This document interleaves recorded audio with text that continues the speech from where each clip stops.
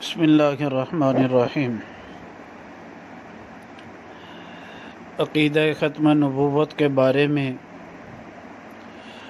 200 سے زائد احادیث مبارکہ منقول ہیں۔ آج 39ویں حدیث مبارکہ بیان کی جا رہی ہے۔ یہ روایت مبارکہ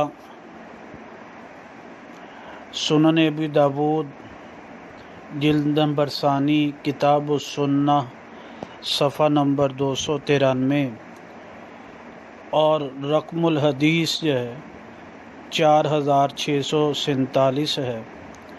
حضرت سفینہ رضی اللہ تعالیٰ فرماتے ہیں کہ قال رسول اللہ صلی اللہ علیہ وسلم، نبی پاک صلی اللہ علیہ وسلم نے فرمایا، خلافت النبوتی 30 سنتاً، نبوت کی خلافت 30 سال ہے۔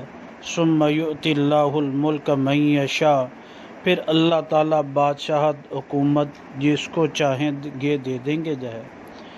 اسی طرح جو ہے اس کے ساتھ پھر ایک اور روایت مبارکہ میں اس طرح لفظ آتے ہیں جی کہ خلافت النبوتی 30 سنتاً ثم یؤتی اللہ الملک من یشاء او ملکہ من یشاء، کہ اللہ سبحانہ وتعالیٰ جس کو چاہیں گے جی نبوت کے بعد 30 سال جو ہے نبوت کی خلافت رہے گی، یعنی نبوت تو نہ آئے گی، خلافت رہے گی۔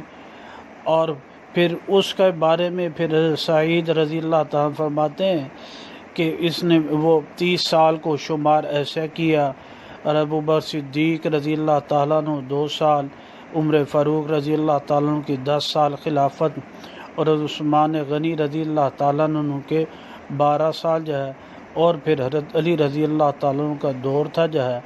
اللہ سبحانہ وتعالیٰ عقیدہ ختم نبوت کی پاسداری کی توفیق نصیب فرمائے۔ یعنی آپ علیہ الصلاۃ والسلام نے فرمایا، میرے بعد خلافت تو ہوگی لیکن نبوت کا سلسلہ بند ہو جائے گا۔ اللہ سبحانہ وتعالیٰ صحیح سمجھ عمل کی توفیق نصیب